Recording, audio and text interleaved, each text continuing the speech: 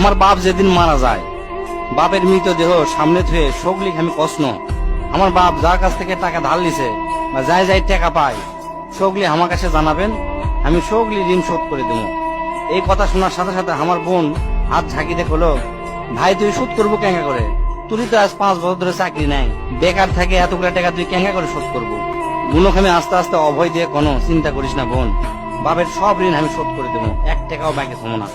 পরের দিন সকালে ঘুমোর থেকে উঠতে না উঠতেই দরজা খুলে দেখি বারান্দার 4-5 জন লোক বসে আছে, পাওনাদার। দেখে আমার গাও ঘামে উঠলো।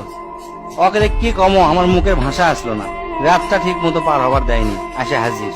সামনে যাতে একজন খাড়া হলো, খাড়া হয়ে আমাকে করছে, আমি অমুক ব্যাংকত থেকে আসছি, আপনার বাপ তার বেটা বেটির নামে 20 লাখ টাকা ব্যাংকত থুয়ে গেছে, তাড়াতাড়ি ব্যাংকত আসেন।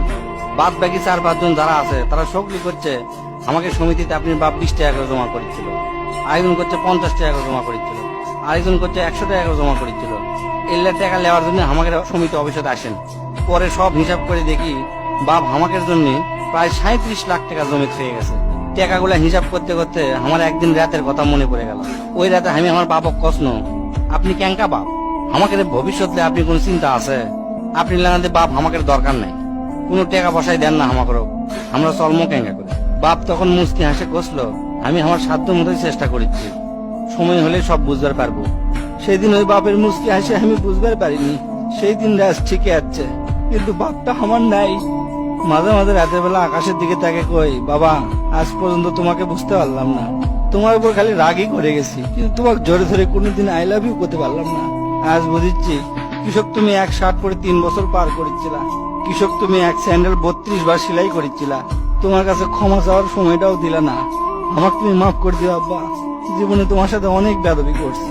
তার কয়েকদিন পর খোঁজলে দেখি আমার বাপ কারো কাছে 1 টাকাও বাকি করেনি, 1 টাকাও ঋণ করেনি, বরঞ্চ অনেক মানুষক টাকা ধার দিছে, তারা এসে দিয়ে গেছে।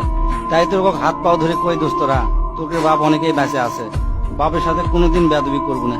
বাপ যে কি ভালোবাসে এখন বুঝবো না, পরে বুঝবো দোস্তরা।